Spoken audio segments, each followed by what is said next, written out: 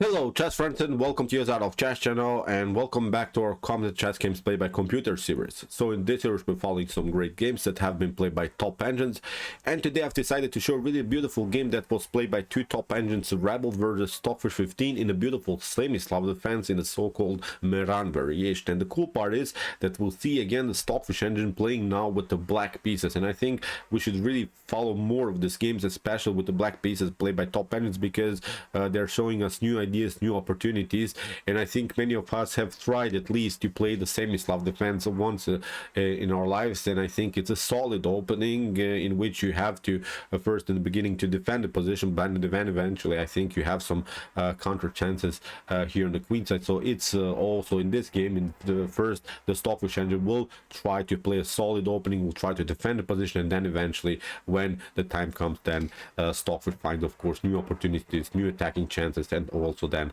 play some wild tactical ideas. So let's see now what happens. So as I said, Rebel versus Stockfish 15 in the Semi-Slav defense. So here d4 was played by Rebel. We have d5, c4 the Queen's Gambit. After move c6 the Queen's Gambit declined. The Slav defense, knight to f3, knight to f6, knight to c3, the three knights variation, and we have now the Semi-Slav defense with the move e6. So you see we're building first this firm structure in the center of the board. In the continuation we have now the normal line, the main line with the move e3, and now knight from b to d7 played by Stockfish 15. So now comes the actual idea of this Semi-Slav defense. The idea is we are waiting here white to play bishop to d3. When that happens, you see white played already once with the bishop in the opening, then we force the bishop to play twice in the opening. We're playing d takes c4. Now after move bishop to c4 we're playing b5, and now you see white played a third time with the same piece in the opening stage, and after move bishop to b3. Okay, let's stop and evaluate now the position, because here we can already see some main strategies I think in the middle game stage, because it's obvious that the pawn structure get asymmetrical. What I mean about this asymmetrical pawn structure is that now finally white is here a 2 versus 1 pawn majority in the center of the board. So that's why white should search for some breakthroughs in the center, so using this 2 versus 1 situation. On the other hand, we should notice that black has here a 3 versus 2 situation on the queen side. So actually what black is hoping for is to launch some kind of a queenside attack here by pushing the pawn on c5, a5, b4, a4, whatever you maybe have as an opportunity. So as I said, it's becoming a queenside attack versus a central breakthrough here when it comes to strategy. So you should not forget about this, because you cannot just, I think, play on both sides. You have to find sort of a plan and then sometimes stuck to it and try to make it work. So in the continuation, after move bishop to b3, you see black lost a little bit the control in the center, but gained, as I said, a queenside attack. So that's why white played now 3 times with the same piece, and now after move b4 we're forcing another knight move. Now the knight retreated here to e2. So we have now bishop to e7, castling, now bishop to c2. Now what the Rebel engine is preparing is of course the e4 move. As we said, this is now the main strategy, the central breakthrough. So in the continuation we have c5 breaking in the center of the board. What white should not do, I think, in this position is to take. Then you don't have anymore your pawn central control. Then we have a 1 versus 1 situation in the center. Your basic goal, I think, is now off, so you don't have any more disadvantage in the center. Now I think black has equalized the game. Maybe here I think even black should be better, because we can play bishop to b7. We're threatening also some ideas of bishop to f3, then you have to take it out with the pawn. So that's why maybe knight to g3 could be an idea, but now we just play knight to c5, force the trades of queens, and look at this. This is a bad bishop, it's paralyzed by its own pawn. e4 is never an opportunity. You have a perfect control with both of these knights and the bishop of the e4 square. So I'm not sure how white is going to develop here. We have also control of the d3 square. We haven't occupied the d file, so when it comes to piece activity, black should be much better. So that's why after move c5 you will not see, I think, white take it out. So that's why white has to stay with this pawn central control. Here in the continuation, the Rebel engine played simply e4, breaking in the center. So here in the continuation, bishop to a6, Stockfish played an interesting line. This is, I think, even necessary because knight to f4 could be very tricky. If you allow this move knight to f4, then look at this. White has already here two bishops that are targeting the king side. This knight is already sort of coordinated to the king side. When this knight comes on f4, then I think white will have a perfect attacking formation here with all of the minor pieces aiming towards the king side, and with the opportunity to even play then e5 to kick away this knight on f6. And this knight on f6 is actually the key defender of blacks. It controls here the position in front of the king. It's also protecting the h7 pawn. If e5 happens, look at this, or something, then you have to play knight to e8, then maybe the knight can come on h4. This knight could come on f4, as we said, if black would not have played this bishop to h6, and you can guess what would happen. I think white would destroy here black in this position if the knight comes on f4. So that's why bishop to a6, really a nice prophylactic move here by Stockfish 15. So we have now e5 anyway, played by Rebel, knight to d5, and now in the continuation we have rook to e8, getting out of this attack by the bishop. So in the continuation we have rook to c8, and that's what I really liked about Stockfish. Now Stockfish continued with this plan. As we said, we have our 3 versus 2 situation on the queen side. We have to make that happen. Still, probably Stockfish calculated its position very well. It said, okay, so far no tactics could happen. Now it's time to make my goal, to make the c4 goal, and then maybe c3, b3 or similar stuff. Let this pawn rolling here on the queen side. So we have bishop to e4, bishop to b7, and now knight to f4. So now it becomes now a battle for the d5 square. So we have c4 played by Stockfish 15. So Stockfish continues with the plan. Now a5 is also a beautiful opportunity. Connect 3 of the pawns, and as I said, create at least maybe a passer on the c file, or maybe on the b file. Who knows what will happen on this side of the board. So we have queen to c2, attacking the pawn on h7. So that's why h6, bishop to d5, bishop to d5, knight to d5, and after move e takes d5, the game becomes now really wild. So okay, Stockfish has now a clear situation on the queen side, as we said, but now Rebel played an interesting tactic, an interesting breakthrough with the move e6, and this was already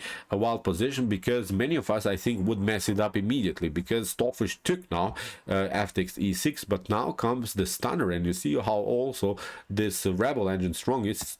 Here Stockfish got challenged by this beautiful tactical shot with the move bishop takes h6, and the problem is now that you cannot take g takes h6 is not an opportunity. The queen will come into the game, and now after a couple of checks we'll just play rook to e6. You lost also this backward pawn here, which was, I think, the main issue. Now you could maybe try to trade off the rooks. This would be perfectly fine, maybe to simplify the game, but actually it's not working because of queen to h5.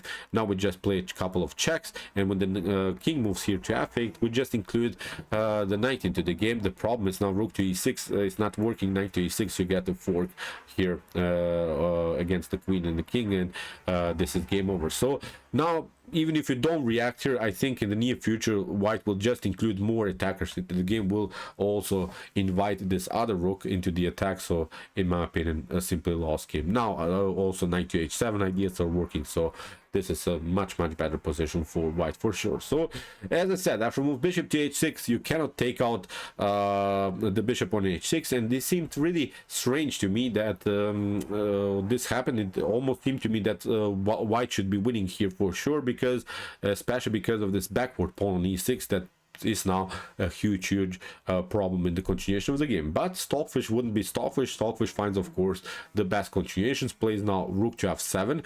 Now rook to e6 is not working as a tactic, because we simply take it out now, and even if you try some ideas of queen to g6, we'll still have the opportunity to cover, and now this attack is simply not working anymore for white. So that's why after move rook to f7, in the continuation we have queen to g6, continuing the pressure here on this g file, but also continue the pressure around the square e6. So Stockfish finds a beautiful defensive move, knight to f8, kicking away the queen, but also protecting now finally the e6 weakness. And you see now Stockfish, after a couple more moves, found a way how to defend his position, and is now playing on this pawn majority. As I said, first you have to also sometimes solve your problems at home, and then you can maybe go out, sort of. So that's why after move queen to g4, we have now bishop to d6. Again, a very important move, not allowing this knight to come on e5, because if after bishop to d6, if knight comes on e5, then we'll simply take it out.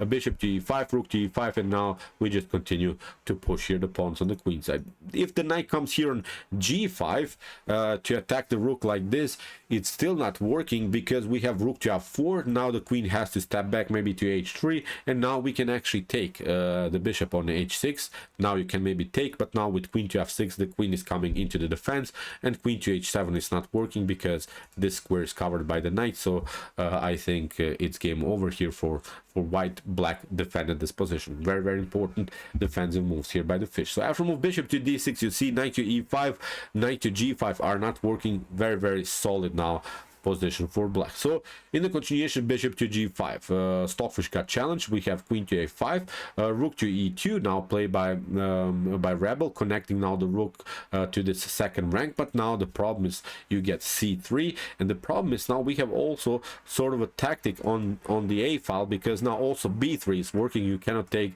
because your rook is hanging. That's very important, because now after a couple moves here h4 was played by Rebel, and it seems so that again it seemed to me maybe white could make progress here with h4 5 h6, maybe somehow opening the g file could be interesting, especially because of this beautiful bishop activity, maybe because of this beautiful opportunity by white to get the knight into the game. But Stockfish calculated this very, very well. Is now much faster on the queen side after move h4. Now Stockfish plays this idea b3, and as we said, you cannot take because here of this attack by the queen against the rook. So let's see now what happened. So here in the continuation, Rebel played b takes c3, but let's see now what happens. For instance, if you play here this move h5, if you just ignore black's attack on the queen side, and if you try your attack here on the king side, then actually here interesting tactic is queen to a2, and after rook to a2,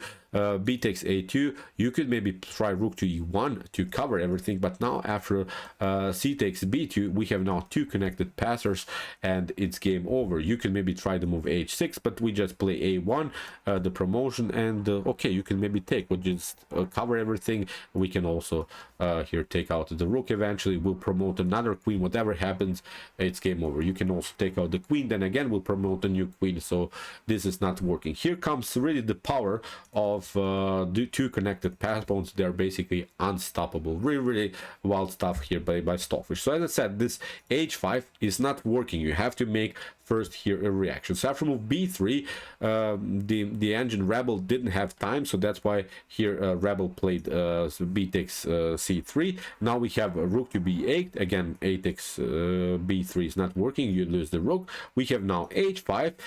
Here we have b2, and now rook to b1. Now queen takes a2. The rook is hanging. You have to play knight to d2 in order to defend this position, and now queen to a5. So Stockfish continues. Now the pressure is also attacking now the pawn on c3. So we have now queen to h3, protecting now the pawn, and now queen to b5. This was really an interesting move played by Stockfish. Stockfish noticed that now the rook is a little bit loose. If you play something like rook to e1, then the queen is coming to c6. Again, we're attacking simply the c3 pawn. But I think in this position, at least we can notice now that black solved every problem in front of his own king. So here I think black is not endangered anymore. The only attack that bothers, I think, now is white. Now white is on the defensive side. You have to play many passive moves.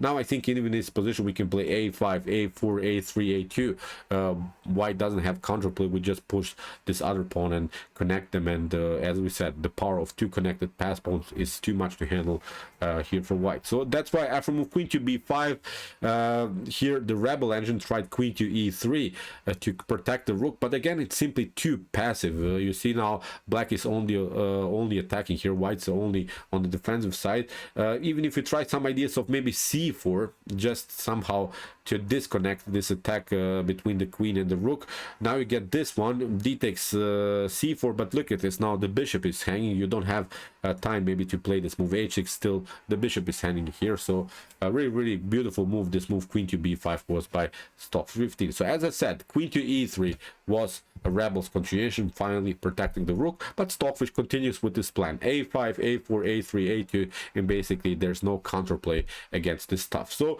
in the continuation we have c4, queen to a6, we have queen to c3 by rebel. Even if you try some ideas of c5 to maybe let your pawn roll here on the c file, actually we can ignore it. We can play a4, c takes d6, we play a3, maybe rook to e1, a2. You see no counterplay at all here for black. So here instead of this move c5, as we said, here rebel played queen to c3, tried somehow to attack this annoying pawn on b2, but Stockfish simply played rook to b7, has now a perfect control of this pawn. So we have now h6. Here Stockfish got challenged with this move. This was a normal idea. We knew that this would happen, but actually again Stockfish can ignore white's attack. We have a4, h takes g7, and now knight to f7. So you see Stockfish found a beautiful way how to use even this pawn as a good defensive piece.